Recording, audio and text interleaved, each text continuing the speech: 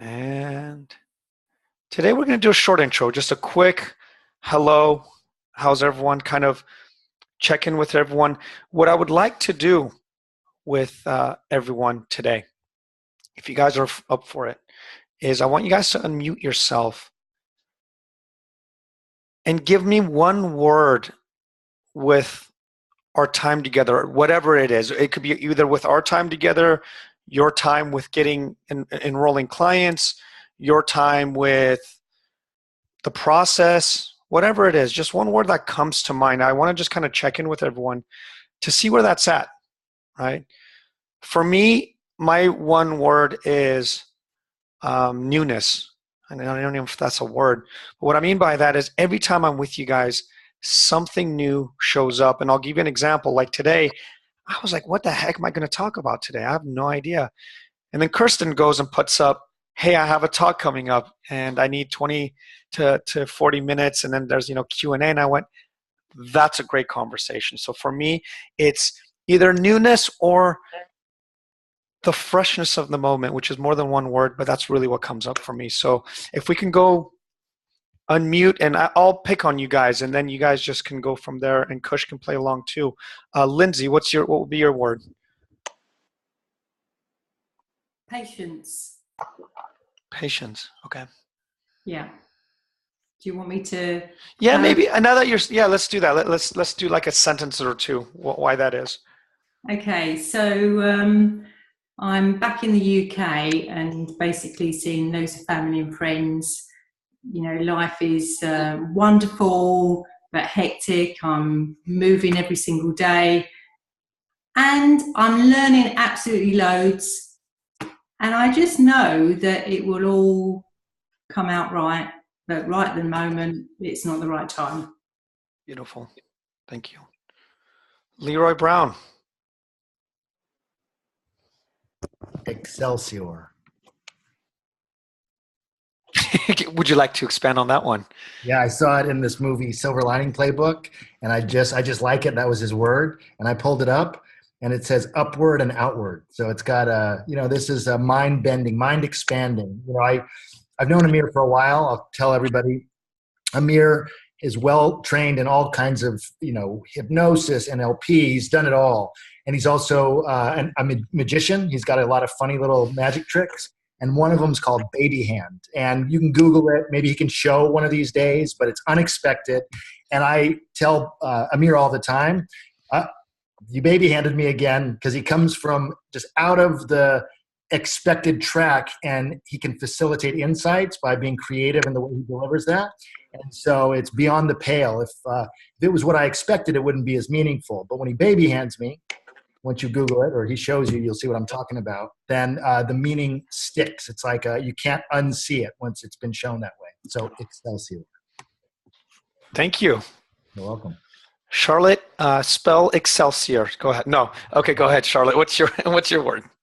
Mine is slow down. I know it's two words, but that's how it is. I think for me, asking the question a couple of weeks ago was, can you try too hard? And you did a video and you kind of gave me some words about maybe taking time off. And I think I wrote about it. But anyway, that's been really important to me, because if I don't slow down, I'm not feeling into what's actually feeling right. I'm just going with my brain all the time. And that's fast firing all the time. And then it comes from not the place I want to come from. Yeah. It's a good catch. Thank you, Charlotte. Miss Jessie Lynn. Hello. For me, it's emergence. I was really just coming out and being present and showing yourself. I've always kind of sat back comfortably, and I used to think that was about being an introvert. But I realize it's really just about not having the courage to show up. And that's really changed since being part of this group. Brilliant. Jessie Lynn, thank you so much for that. Miss Laura Lee.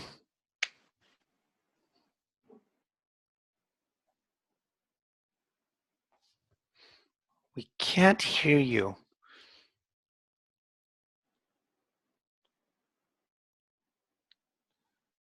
You might have it on mute on the bottom. It doesn't show.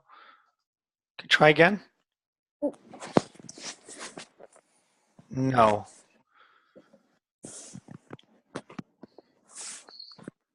Sorry. Okay. Well, what would be your word?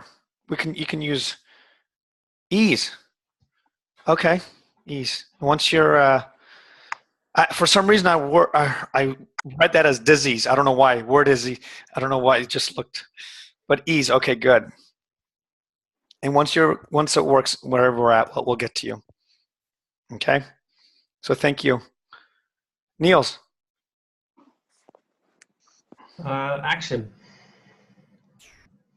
I love learning new stuff, and I get all up in my head and learning, just having too much information at some point. You just need to put it in practice. Stop thinking and start doing. I love it. Arthur. Yeah, I think my word is busy. Maybe a second word, Kushner's, is structure. And so I'm not bothered too much by being busy. It's just that I don't, or I'm looking into how to manage my time more productively and what's the best way to go from where I am right now. It's an interesting journey. Cool. Thank you, Arthur. Miss Laura.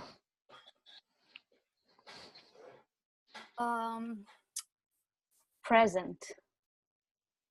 I just feel that I'm too much into the go go go mode, and I need to slow down and just be present. The concept of doing less to do more, that's okay to me. Beautiful. Thank you. Mr. Carini. Frustration.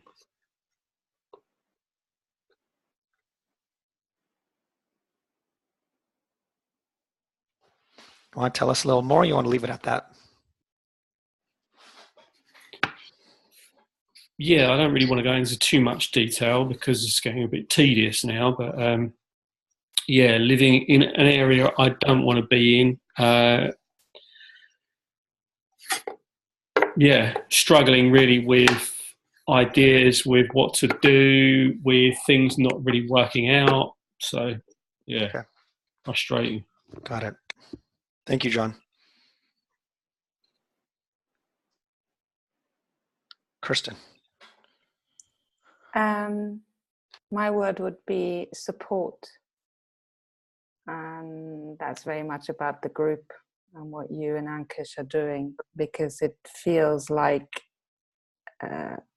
having that support there, one, is making me do things and try things out that I wouldn't have done otherwise,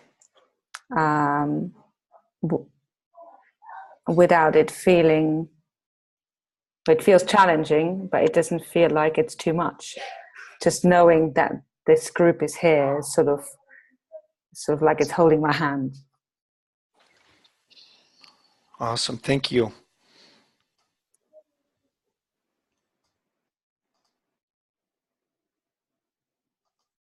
Hey, oh, Hazel. Hi. For me, it's exploration. After the last call, I was started off maybe pushing too hard and not kind of getting where I wanted to get, and I've just kind of sat back and I'm just trying to work out where I need to go, particularly around the project around young people. And I've just realized if I was pushing too hard in some circumstances, it actually could come on a bit creepy and strange for people. That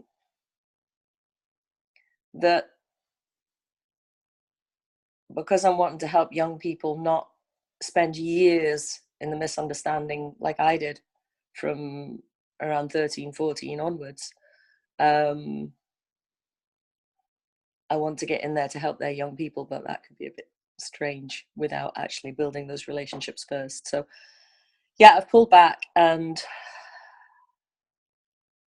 I've got a couple of conversations coming up that by chance I've got hold of the right people for the moment. That I didn't know were the right people. I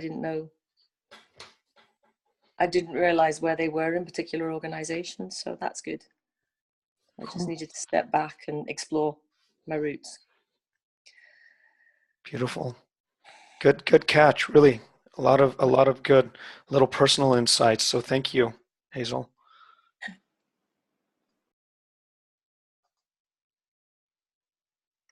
Mr. Maklovich. Is it Maklovich? Miklavets. Miklavets. Okay. I'm sorry, Amira, I was late. What was the question? One word that you can say either about your experience in this group or enrolling or coaching in general or wherever you are in this moment with just coaching and this topic. One word.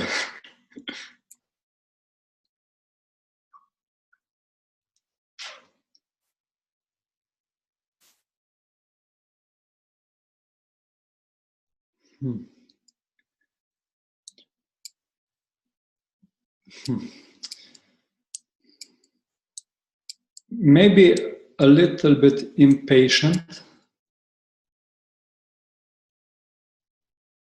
And yeah, maybe that for one word. Yeah, impatient with the process.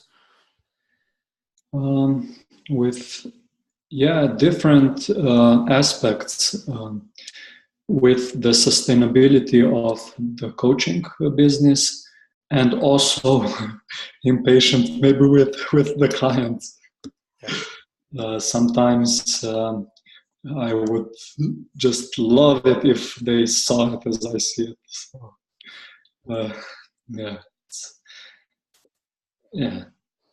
so both aspects. Yeah. Thank you. Yeah, you're welcome. Thank you. Christine.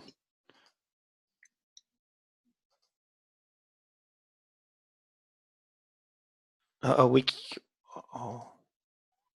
hear me? Yeah, I can hear you now. Okay. Mine would be resistance, because listening on the calls, I know that, I'm already coaching other coaches and I know how to do what I need to do, but then why don't I do it for myself? Why do I find it easier to get other people to help other people to do stuff and not do it for myself? Why do I sabotage myself in lots of areas and not do the things that not practice what I'm preaching effectively? Why am I so resistant to being the coach that I know I could be? Thank you for that.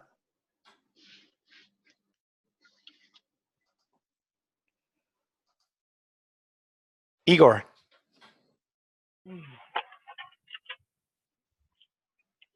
Yes. Well, for me, is it a stopping or a added value? However you want to put it, whatever word comes from you in regards to coaching, the process, the group, anything. Discovery. Discovery. Discovery of my own potential, discovery of potential of other people. Yes, that's the word. I love it. Thank you, Igor. And last but not least, the man of the hour, Mr. Kush.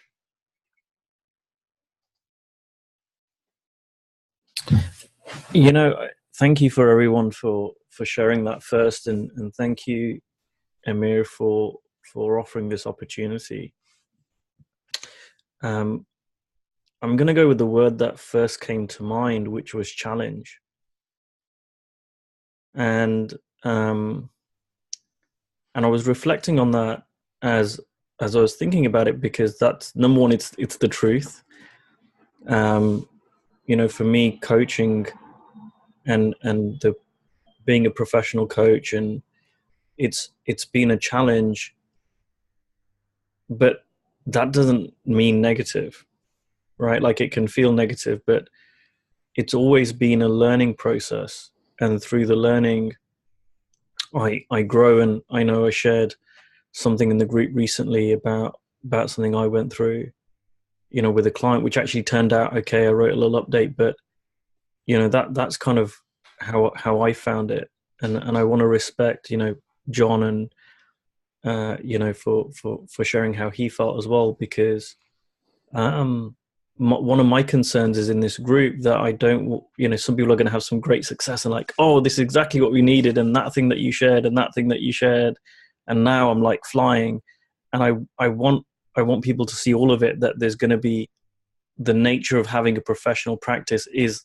ups and downs, right? It's going to be times where you're like, holy shit, this is awesome and I love it, and yeah, this makes everything worthwhile. And there's going to be times where you're like, why did I not just stay in that job that I was in before? So that's my contribution.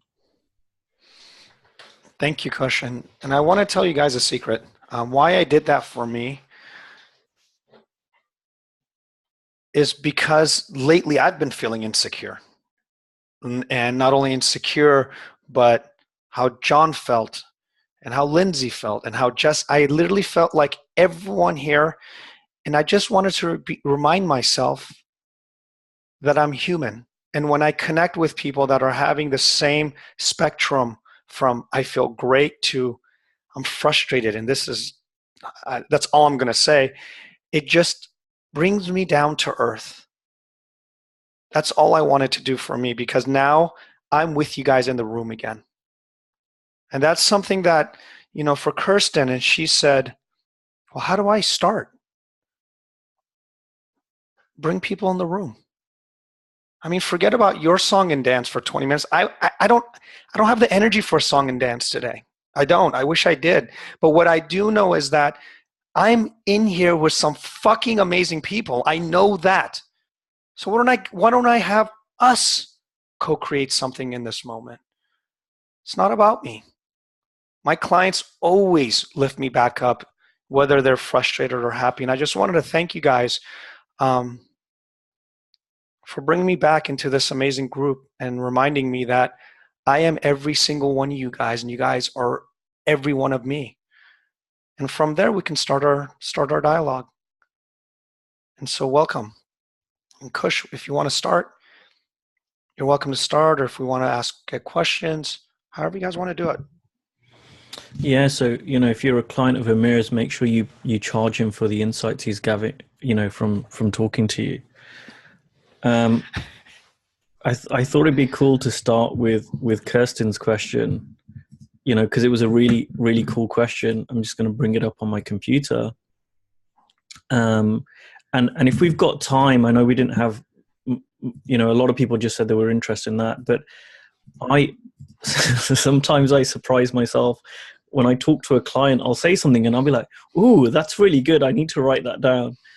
And so I stumbled across something this morning, which was service is always value. Value doesn't always mean service. And I want to talk about that later, just because it's really fresh for me. I'm going to write a post about it, but I haven't even written it yet.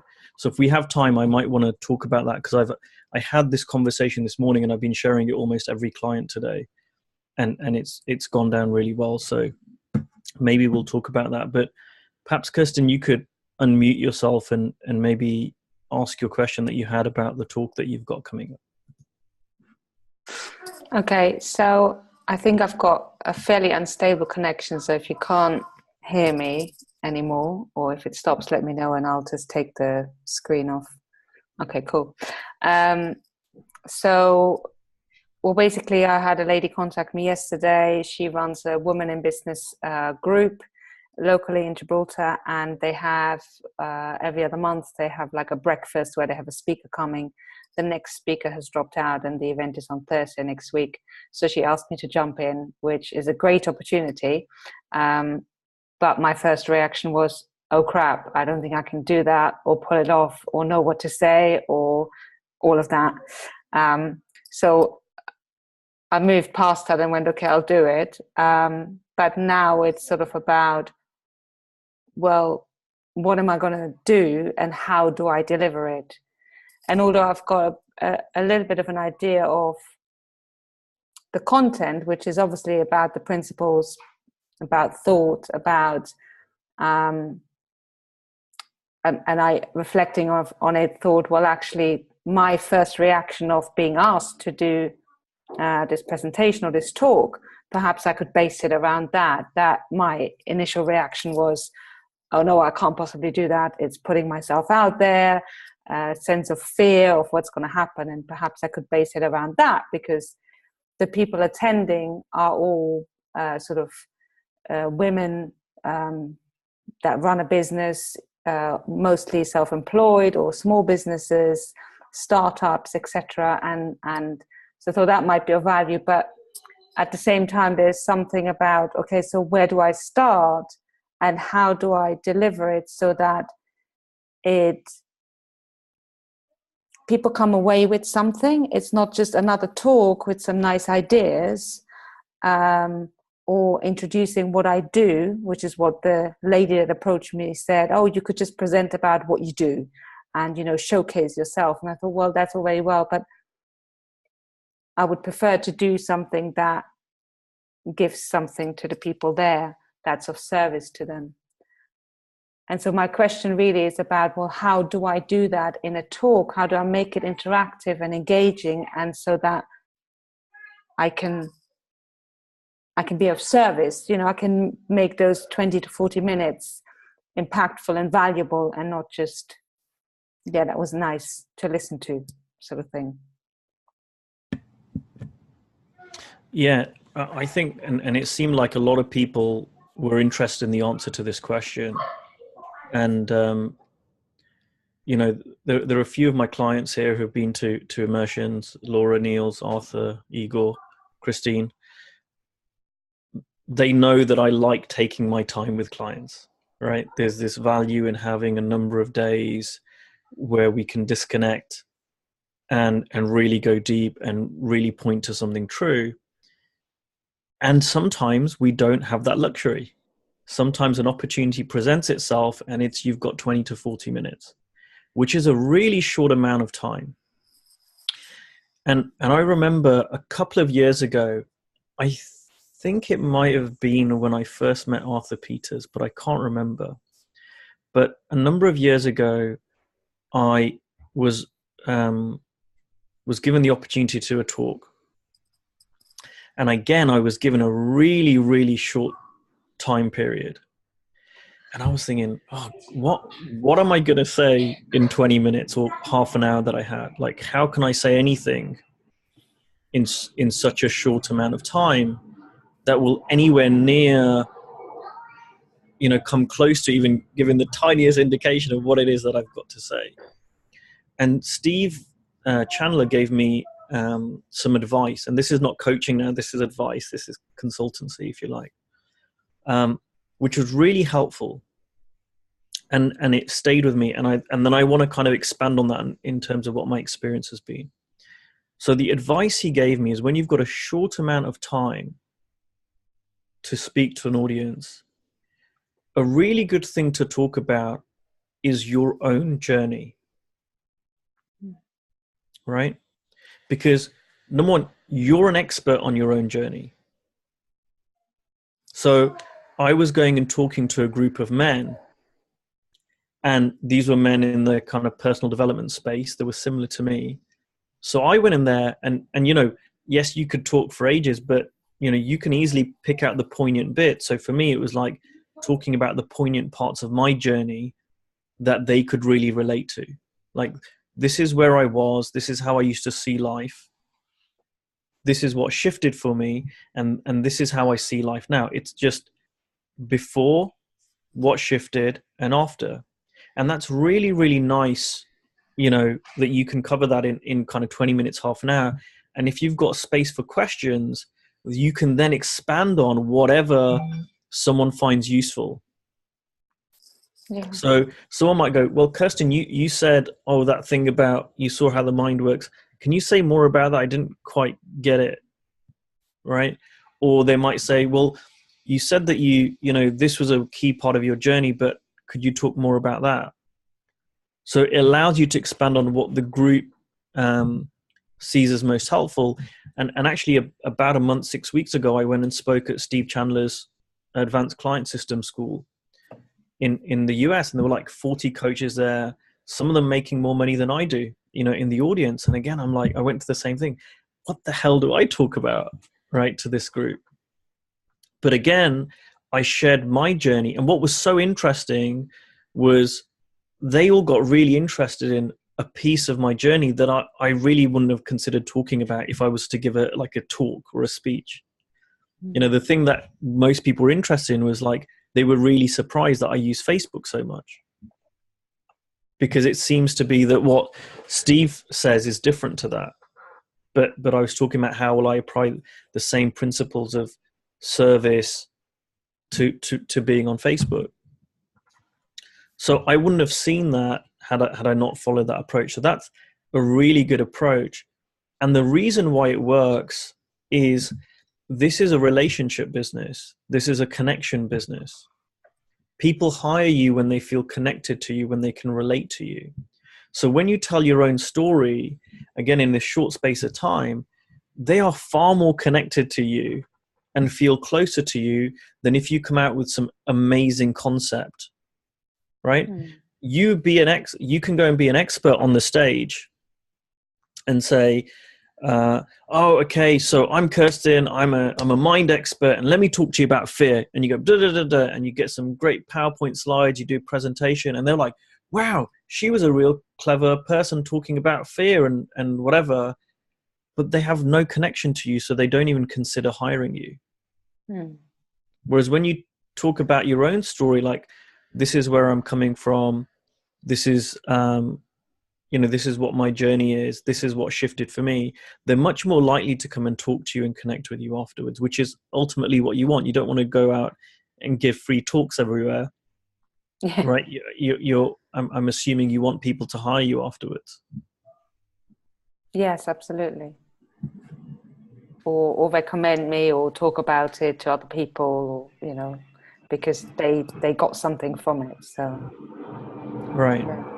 Now the other piece that I kind of add to that, if you like, is I always just slow down and think, if I never saw these people again, what is the one thing that I would want them to know? And actually, this reminds me, when I first met Arthur, I was talking to a group in Bucharest in Romania.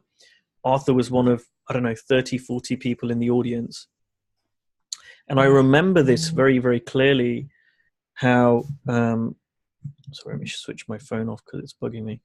I remember clearly sitting there, and I had about half an hour, and I was like, what can I share? And I clearly remember this thinking, all these other coaches and these other speakers, because there was a group of people, and I was like, they're all sharing different things. What do I know to be true? And what do I wish for these people to know? And it was something along the lines of, you're absolutely fine. You're perfect. You're complete. You're whole. And I knew it.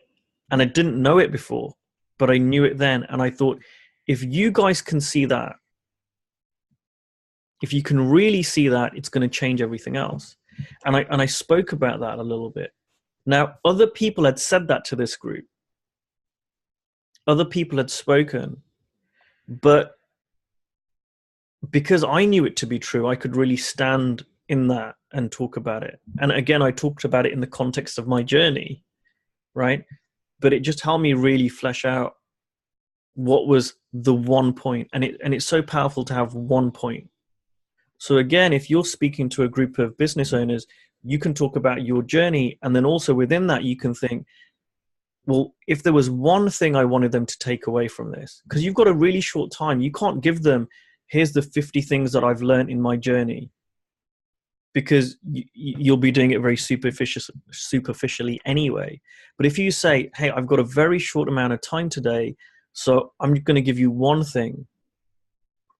And the one thing that I thought would be most helpful was to talk about fear. Because as a business owner, you're going to come across this, most likely, I know I did. And this is what I want to talk to you about. And then you tell your story, and then how you overcame fear and what changed around fear. and then they take it away. That's going to be like really helpful. And a bit of pre-text or whatever before that is, and this is something else I learned, was being really, really, really upfront that this is a tiny bit of what you do. Because I remember when I first started giving talks, I would just tell people what I told them, and they're like, "Oh yeah, you're the guy that talked about fear. You're the guy that talked about this," because that's all I covered in my talk. But I started going, "Oh God, they don't realize this is just scratching the surface."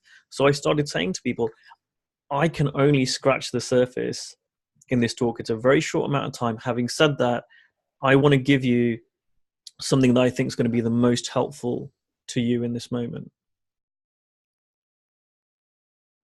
Right? And then this further allowed people at the end of the talk to come up to me and say, "Hey, Ankush, thank you for that. I liked that. Can I talk to you about this? Can I find out more about that?" And that was really good. What else do you do? So when we, if and when we started talking about coaching, it wasn't like, well, oh, I don't see any point in hiring you. It was like, wow, that was really good. If that's what you gave me for free, I wonder how else you can support me through my journey. Yeah, that's really helpful. It's a really clear, it's a very clear structure, but without being, that PowerPoint presentation that I really don't want to do. So yeah, that feels really, really comfortable, and I feel I can deliver that.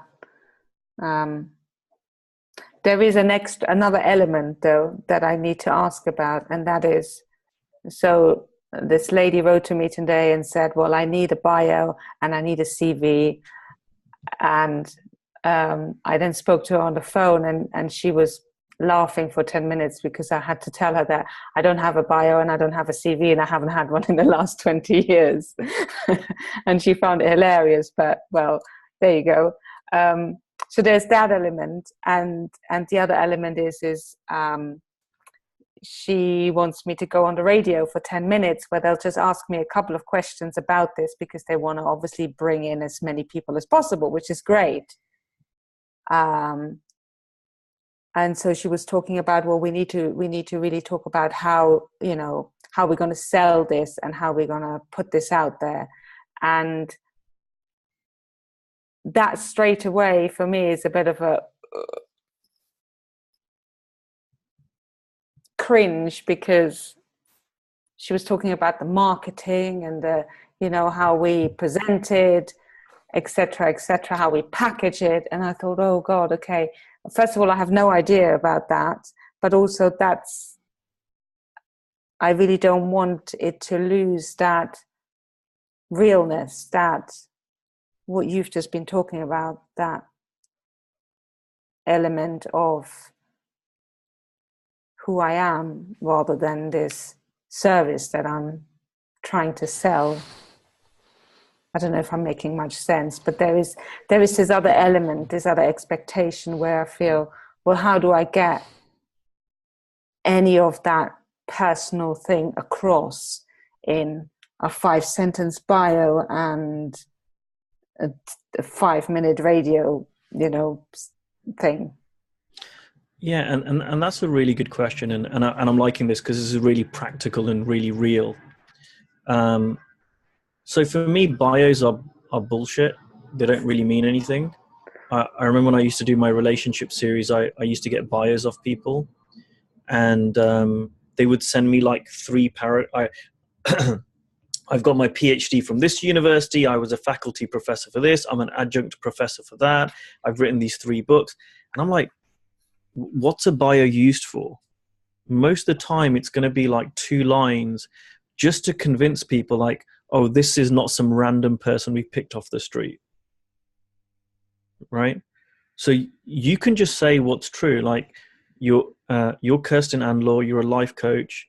You've trained in yoga and mindfulness and meditation, and you're looking forward to sharing with people, and then pick the one thing you want to share. So if it's fear and you're looking forward to sharing with people how to a radically different approach to fear.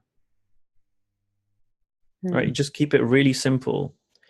And I think a radio show is a really great opportunity, because if you come at that radio show with the same energy that we have here, it doesn't matter if it's 5 minutes or 30 seconds. People are going to feel that. They're like, oh, this woman sounds different.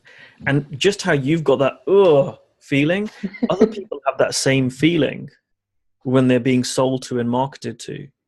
Whereas when you're real and say, hey, my name's Kirsten, I'm a small business owner, this is my background, and I'm really looking forward to sharing with women who attend this, a little bit about fear. And I want to have real talk. I want to be really honest and authentic, and I don't want to be like whatever. People are going to go, wow, how refreshing is that? That's what they will connect with. Yeah, I guess it's being honest about, it's just putting it out there, isn't it? I do have a question for you as well, if you don't mind jumping in, Kirsten. Yeah. So you're telling me you're scared. You have no idea really what to talk about. You kind of have an idea. You have to do a radio show, and you have to do 20 to 40 minutes in Q&A, and you're still, you're obviously, Kush gave some really good advice. What's making you do it anyway? I mean, for me, or a lot of people, being in my head so much, I would be like, forget it, I'm going to cancel it. Why aren't you canceling? I'm curious. I guess because I know I'm in my head, and when I come out of my head, I know that it's something I want to do.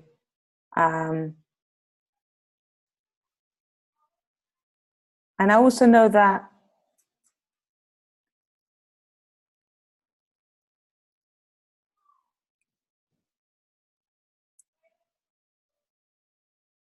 I can do it in my own way. I think where the fear is coming from is what I think people expect, and how they expect me to go about it, and all the things around it, and knowing that that's not what I'm going to be able to do or deliver, because that's not who I am or how I work, and there isn't that box that I have to fit in. And there's something where I think I've always, it's like I've been dreaming of an opportunity like that. And then when it comes along, my first thought was, oh, holy shit, now I actually have to do this.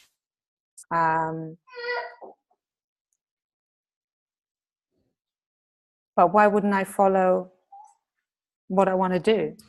Why wouldn't I follow what I want to share? Why wouldn't I follow where I see an opportunity to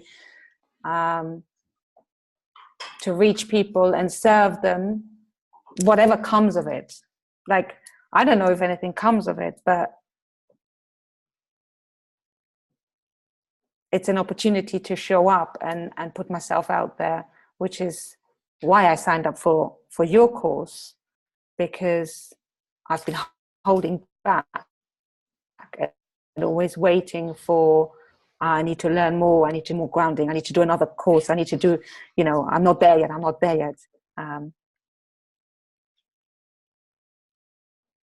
I don't know if I'm answering your question. Kirsten, can I just tell you that you just did 8 minutes of your talk and you didn't know it? That's why I asked you. Because you just started with a problem. I don't know what to talk about. I'm confused.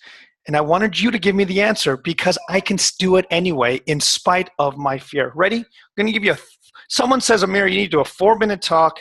Kirsten, what was Kirsten's biggest takeaway from her? I'm going to be Kirsten. Ladies and gentlemen, thank you so much for joining me. First and foremost, I'm terrified. I just was on a call 2 days ago telling a group of my coaches that I have a talk to give you guys, and I have no idea where to begin. And I'm supposed to tell you guys about fear. How's that? Have you guys ever experienced that where you're scared out of your mind and you didn't want to be somewhere, well, join the club. I'm there with you. But why am I here today? I'm still here. I'm afraid. I still don't know what to say. Why am I still here?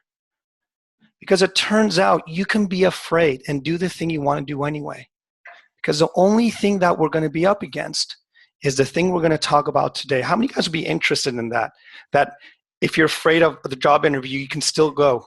If you are shy about going on a date, you're still able to go. If you're nervous about meeting your boss, you can still do it. How many guys would be interested that in spite of the emotion you're in, you can continue to do what you need to do in life? Would that be interesting for you guys? Show of hands. You just did a talk, Kirsten. Because what you just did at the end is give me the solution you didn't even realize. And I actually dipped into this like, I want to know more about this. Like you kind of paused and it was so reflective and you said, yeah, I want to share this with people. This is important to me. The very thing you said you can't do, you just gave a beautiful 5-minute speech. That was absolutely brilliant. So tell them tell them real-time Kirsten, and tell them real-time Kirsten while you're there and how you're able to do it anyway, because you are afraid and you're there. So tell them your journey right there. That's another option. So if you ever forget like if you had one from Kush, like, oh, 3 months ago I had something happen, it was amazing, you forget it. Well, guess what you say when you get there? There was something I had 3 months ago I was going to talk about, but I forgot it. So here's what I'm going to tell you about now. I'm now, not only did I forget, I'm probably going to stumble, but here's why it won't matter. Are you guys ready to hear this? Because it's true. In those 20 minutes, they're either going to say, here's what I hate, because I talk on a regular basis at a recovery center. The biggest thing I hate when people leave and say, that was good. Oh, that was good. That was so good. That means I just did a song and dance. But when people say, wow, you just said exactly how I feel about X, Y, and Z. Wow, I was just thinking about that yesterday. Oh my God, me and my husband have been dealing with this for the last 4 years. I don't know what it is that you said, and I can't quite tell you how I feel, but you impacted me, and I just want to thank you. And why why in the beginning I had you guys go and say your one word, because I knew if I had you guys in real time, it's going to impact me somehow. And that's all I needed. I didn't need you guys to tell me 5 words or 10 sentences or a 10-minute speech. Your one word in your moment had enough impact in me to be on this call with you guys. And Kirsten, just you talking for those 5 minutes, I saw how many guys know what I'm talking about? You guys got a glimpse when I asked and she just started to say why she's able to do it anyway? Just add 8 more minutes and you're going to blow the room apart. Just 8 more minutes of why you're there and you're afraid and how you were able to solve it.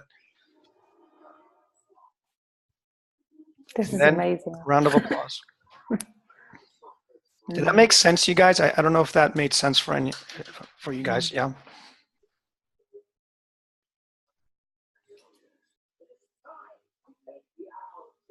Cool. Well, you have now. You have Kush and my completely different versions. Absolutely, both of them. We're basically saying the same thing differently. I mean, literally the same thing differently. So, cool. That's really helpful. I will let you all know how it goes. Cool. Beautiful. Thank you, Kirsten. I think this will be useful for all of us in this room. So, thank you. Hazel, what are your thoughts? I know you've been nodding over there. What did you hear from Kush or I or anything? I'm just curious.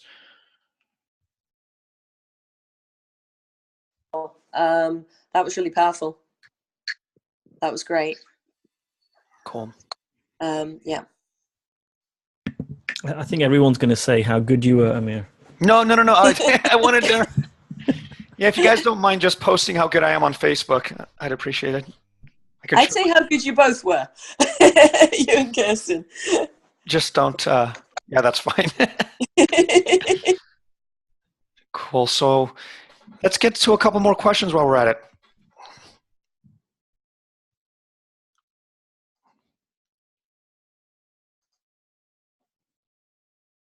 Don't all speak at once. Yeah. I mean, while someone waits to raise their hand, I just want to. Oh, Charlotte, go ahead. Give me 1 minute. I'm going to say this quick thing. Whenever we say, "How do I?" How do I do this when I'm afraid? The very thing you're saying is what you need to say. How do I need to do this when I'm afraid? Well, tell them why you're afraid. How do I tell my client that I'm very uncomfortable with the money conversation? Hey, client, before we begin, I just want to let you know I'm very uncomfortable with this money conversation. Whoa, whoever thought of that? Whoever thought to say what's really happening on your mind? How do I tell my client that we're just not working right now because he doesn't hear me out? Client, I have to tell you something. It's making me really uncomfortable. I haven't slept for 2 days about this. But this relationship that we're having, it's not going to work out. We think that we need a solution, but the solution is in the moment that we're in that space. That is what we need to step up to face. That is the brilliance of coaching, is the very thing that you don't want to say or uncomfortable or saying, want to say differently. A client, I wanted to say this differently, but I think I have to tell you the way that I'm seeing it right now. That's what people want to hear, you in real time, because most people don't do that. That's very refreshing. It's so alive. And that's what differentiates us from so many other coaches. They want a solution to not tell people how they really feel. It's a very, very weird thing. And Charlotte, please go ahead with what were you going to say? Yeah. So the part-time job that I have at the moment, I'm doing so that I can pay the bills. And on top of that, I actually happen to enjoy the job too. However, the job that I'm doing, there is an enormous amount of unhappiness with their bosses, with co-workers, and blah, blah, blah, blah. And sort of a couple of months after I started, I've had a thought of offering them to hear something of the understanding that I have. But I'm really struggling how to start that conversation with one of my leaders, because I am one of those colleagues too, and I'm in the midst of it. So I'm concerned about sounding, I don't know. I'm struggling how to start the conversation, but I could see how it could be really helpful for them to have an opportunity to hear that. I'll just jump in. Are you ready, Charlotte? Yes. What's your boss's name? Give me a name. Okay. Okay, I'll just go with boss. Boss? Hey, can I sit with you for 5 minutes? Okay. I'm really struggling to say what I want to say right now, because I'm not only an employee of yours, but I'm also with colleagues and people that I work with. But I think what I have to offer, it would be really, really valuable for this group. Now, if that sounds remotely interesting, and you don't, if it doesn't, and you guys are busy, that's totally fine. But in spite of my fear, wherever I'm at, I think this is more important than my state of mind right now, because I think it can help everybody in this group. What I just did is just repeat what you said, because it's true. It's exactly the same as. It's true, Charlotte. Why would I give you an answer like how I think you should say it when you said it beautifully? I'm struggling to tell my boss how I feel because I'm nervous and I have colleagues, but I want to tell them something that's really important. Get off this call and do exactly what you just did, because if you try to do it any other way, it's not Charlotte. It's Charlotte learning a technique from Amir or Ankush or someone else. So you're real. So here's what I don't get, everyone here. We want to make sure that people are okay being themselves, but we try our damnedest to be someone different when we want to approach people, right? Like, how is that? Ladies and gentlemen, I'm going to talk about how life works, and when we're nervous, but when I'm going to do this, I'm going to try not to be nervous because I don't want to mess it up here. Well, be nervous. Tell people you're struggling and watch what happens. That's how I got my job at the recovery center. I literally said, they said, what makes you qualified to work at a recovery center? And I looked at her dead in the eye. This is a director. I said, ma'am, I don't have a drug problem. I don't do drugs. I never have. And I'm not a therapist. I don't know anything about recovery. And she looked at me and she goes, that's not a really good resume. She goes, so why should I hire you? And I looked her dead in the eye. I said, because I can help everyone in this room. Because that was true. And she looked at me and said, great, can you come on Monday? I had spent months racking up, looking up recovery things and doing all this, but it would have been so phony because it's not me. I literally told her the truth, and something about truth bypasses people. They can sense it, and they just go, okay, well, that makes sense. Where if it looks a little bit phony, they start to question it a little bit more. Oh, you read something about recovery. Can you tell me a little bit more about that? Then I have to go put myself in a deeper hole. People want to see you, and I'm telling you, Charlotte, what you just said, and anyone else that's asking, tell them where you are at. It is the most powerful thing in the world. Does that make sense? Yeah, it fucking does. Yeah, thank you. Cool.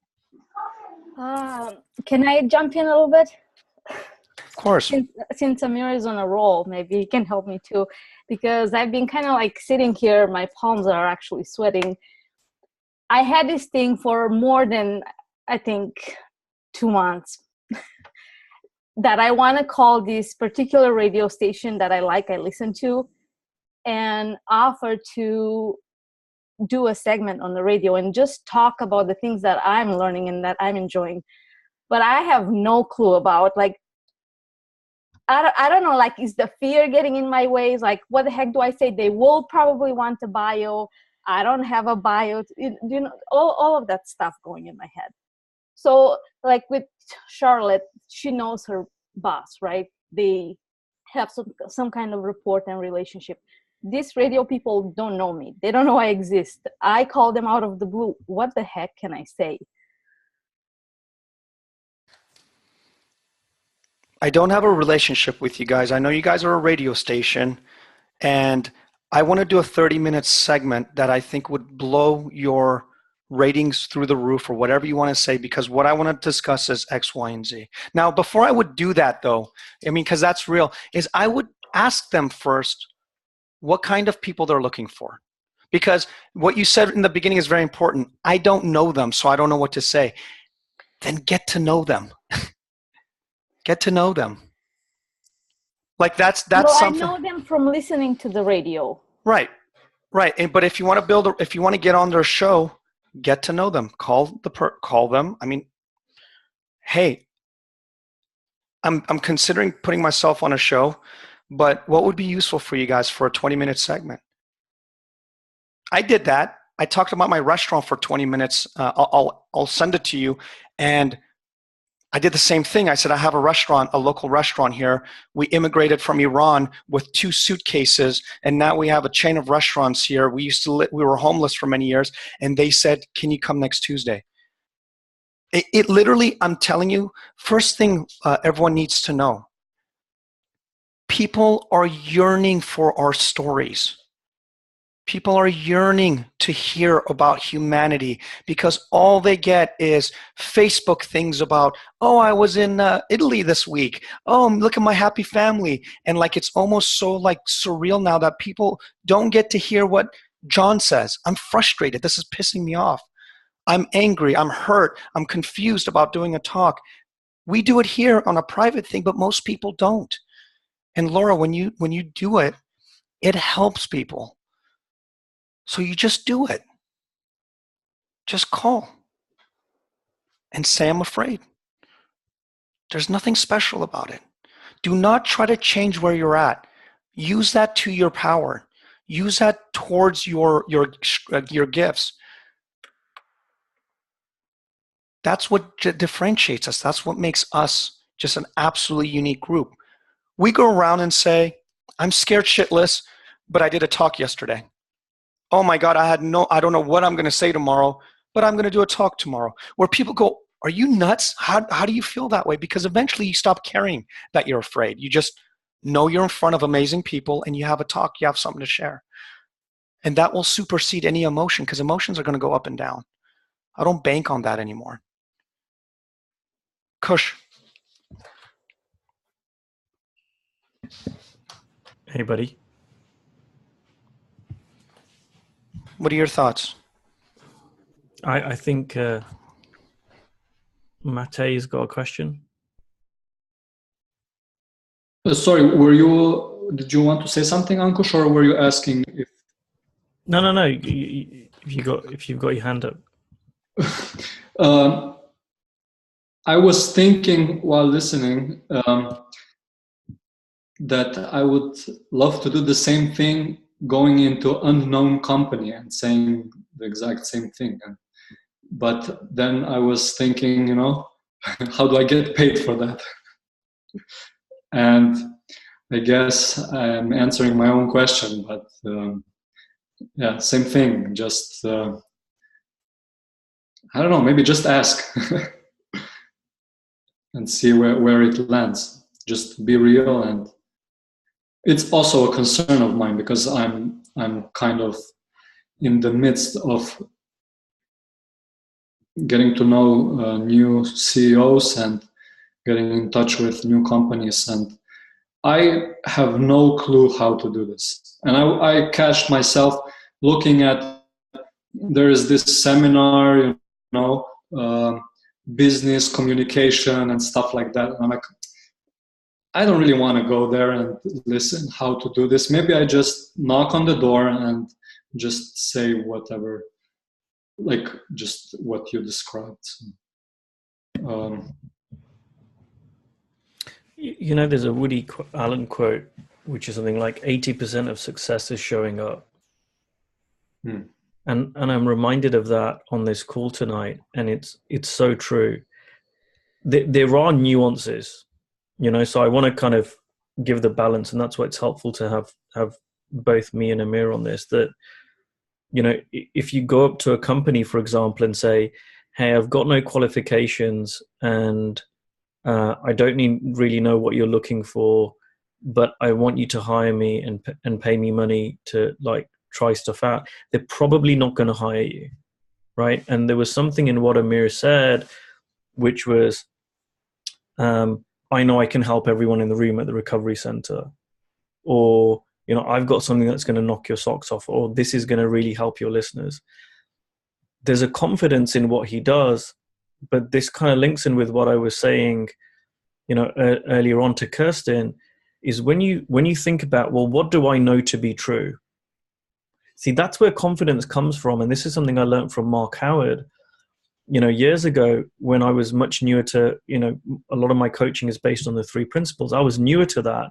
So I wasn't really confident about talking about everything, but he's like, well, what are you confident about? Talk about that. So if you see a company, and again, part of it might be finding out what their challenges are, what are they struggling with. There's a lot of stuff available online or through employees, talking to employees, or just ask the CEO, well, what's the biggest challenge, right? And let's say, the CEO says, my staff are stressed out of their heads, and we're at breaking point. We need more from them, but they're already at breaking point. Now, if you know for a fact that you can help them with that, and you tell them, right? And like Amir said, hey, I might not have a degree in executive coaching and this, that, the other, but that problem that you just said, I know I can help you with that. That's where the connection comes in. It's kind of finding out what's really important to them, and then connecting it with what you know to be true. And also, if you can't, then walk away, right? Like I had a client last year say to me, I really, really, really want to build up a social media following. And he saw me and he thought I had this big social media following, but he wanted to like just be internet famous. I said, look, I'm not really the best coach to help you do that. And I was trying to point him in the direction of service and trying to point him in this more natural way that I do things. He wasn't interested. So if I take what I know and I take what he wanted, there was no alignment there. So I said, well, if you still want this, then I'm going to recommend you work with a different coach. And I did. And he went and hired someone else. Right. So, it won't always pan out, but I would say a lot of the time, you are going to be able to help people. Right. Even as a new coach, just because you're a fresh pair of eyes, you can come in and, you can be like, Steve and I talked about this in 2016 in our event where we said, be a bad coach. right? Like bad coaching is really helpful. Like you can go in and like, what is profit anyway, right? Like, why is that important? And it sounds like you might sound like, oh, that's a stupid question, but sometimes those questions of a fresh pair of eyes coming in could be the exact thing that challenges their thinking, right? So a company going, well, we really need profit, and you're like, well, why is that important? And they might go, well, of course, but why? And then they might go, well, God, that's true. We didn't get into this for profit. We actually were a small company. We got in this because we wanted to bring love into the work that we do, or something else. It's just a different challenge coming in and opening people up to look at things differently.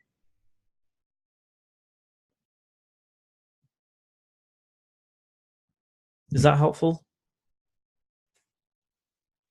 Yeah, thank you, Ankush. It's super. The thing you said about what is true for me and about what their challenge is. I think that's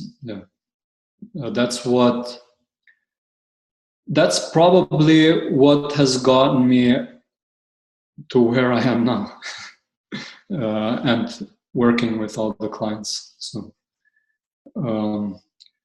Yes, I guess it's the same.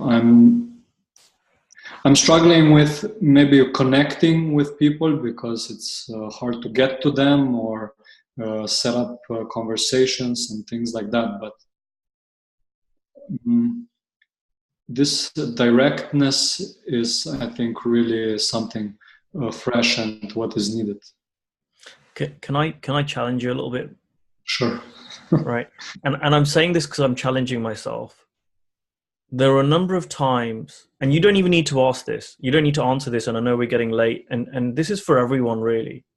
And maybe it's just something to reflect on. There are a number of times when I've said to my coach, I don't know how to. Like, I don't know how to get hold of this person. I don't know who to talk to, right? I don't know how to get into these, whatever. And what I know in my heart to be true is I'm just shit scared to take some steps that I already know what to do. That's true. Right? I'm guessing it is because it's true for me. Like, I can hold my hand up and say, I want to go and work with this kind of client. And have I exhausted every single option? No. Why? Because I'm a little bit afraid. So if we see that, we can just don't need to buy our own bullshit. And I'm saying that with love, right? And just get back down and, like Amir said, just go off and have those conversations. Yeah. Also, before when Kirsten was talking about her experience, I felt a connection with her, or with something inside of me. It just like an inner tear, because it's like, I want to do that. I'm feeling scared, and I have something inside me that is saying, this is what I do. This is what I am. This is what I'm gonna do anyway. So let's just get on with it. So thank you, Kirsten, to you as well. Ankush, thank you. Amir, thank you.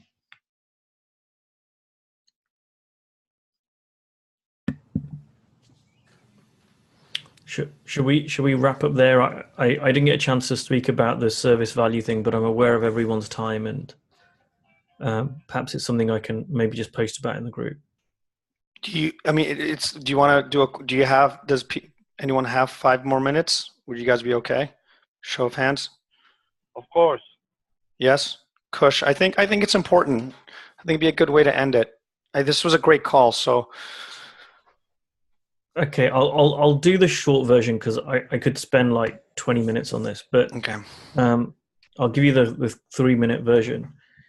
I was talking to a client today, and I was talking about groups, and I was telling this person, I was going, oh well, this is what I do, da, da, da. And she goes, oh yeah, I know what you mean. You're giving value.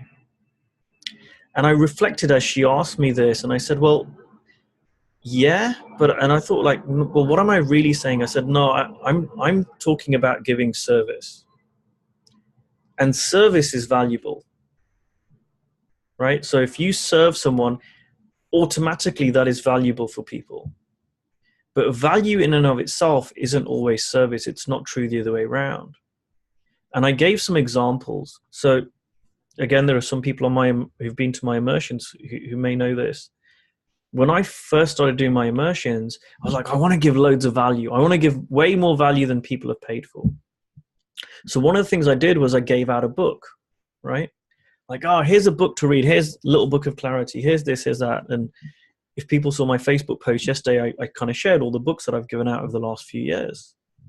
Now, one thing I realized is a lot of the times, 9 times out of 10, people weren't reading those books. They were going, oh, thanks for the book. They'd take it home, never even open the book. 1 or 2 people were, but most of them weren't. And then I realized something. Well, if I give out the book earlier on in the immersion, like if I give it out on day 1 and people come for 4 days, during the immersion, some of them start reading it. And if they start reading it during the immersion, number 1, they can have some insights from that, which they share with a group, which is really helpful. But 2, they're more likely to carry on reading it afterwards, right?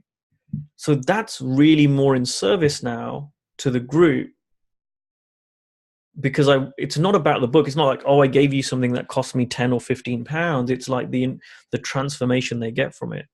Similarly, when I did my very first event, I used to give out a little box of chocolates to everyone. I was like, yeah, this is really cool. They come here, they get a box of chocolates. And people were like, oh, that's so nice. But I realized the impact of that was not long lasting at all. So it can say like, oh, I'm giving value because here you go, here's a box of chocolates. That's value. But when I came from a place of service, I was like, why am I concentrating on these frivolous little things that don't make the difference? If I put that same energy and thought into something that is the real reason they're there, which I do now, it's going to be more in service, which in itself is valuable. Now, how does this translate into, for us as coaches, regardless of whether you do an immersion or not? Well, I see a lot of coaches go, well, I'm giving value. I'm giving value to people. I'm giving them a free call, right? I'm posting stuff. I'm sharing this. It's value, value, value, value. And there are a lot of other coaches doing that. They give out tons of value online, but behind the scenes, they can struggle, right? And Amir and I perhaps know this, we see other coaches, they seem to be giving out a lot of value, but not having the success behind the scenes. And the reason is I see there's that subtle distinction between value and service, right? So we can give out a lot, like in this group, we're giving out value, right? There's these calls, there's the additional bonus materials, there's this, that, and the other. But really what is in service for us is keep pointing you guys to go and take action, right? Sometimes it might be of service to a client on a call to say, I'm going to end the call right now so you can go and do the thing that you've been putting off. I don't want to wait another 45 minutes to get to the end of this call for then you to put it off.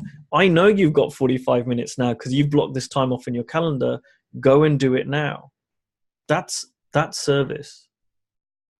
This happened yesterday. I had a client who was ready to pay me for coaching. She had the money ready. We talked and I was like, suddenly loads of red flags, right? And this person was hiring me to help them with their coaching practice. And I suddenly realized, oh my God, their issue is not getting clients. They had these whole load of other stuff going on. And I said to them, which was absolutely in service, I am not going to take your money right now. They were going to take out a loan to pay for me. And they were telling me how much debt they were in.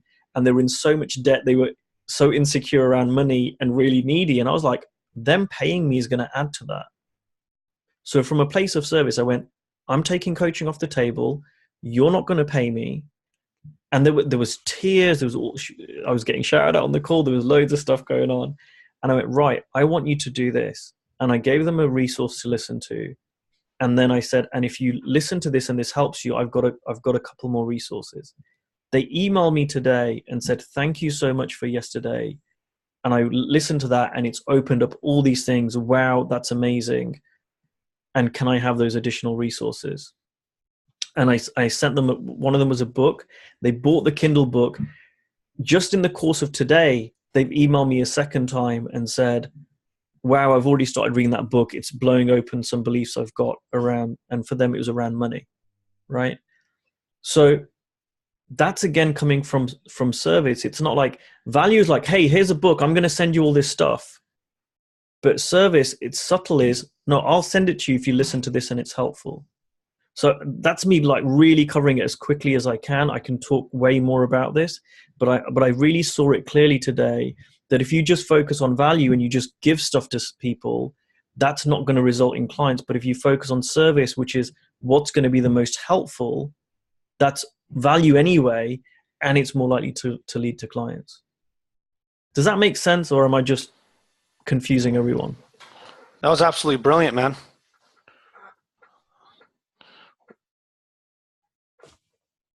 Good. All right. That's my brain dump. Awesome. Well, ladies and gentlemen, another call. That was absolutely beautiful and impactful for me. That's one thing that I love about these calls. It gets me every time. And you guys go out there, tell them where you're at, and then tell them to hire you, and tell me how it goes from there. Okay. And let's you know, again, like Kush said in the beginning,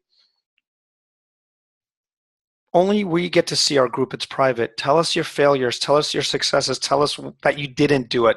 Tell us that you were too afraid, because we've all been there. We're probably going to be there again. So it doesn't matter. It's something about opening up to your fellow group members that does something. We're all here to support each other. So don't forget that. And it doesn't have to be anything huge writing or anything, just even a couple sentences that, you know, where you're at, just to check into our group. I love you all. Thank you so much. And we'll see you guys on the next call. All right. Take care, you guys. Thank you, guys. Thank you. Thank you. Thank you. Thanks. Bye. Bye. Ciao. Bye.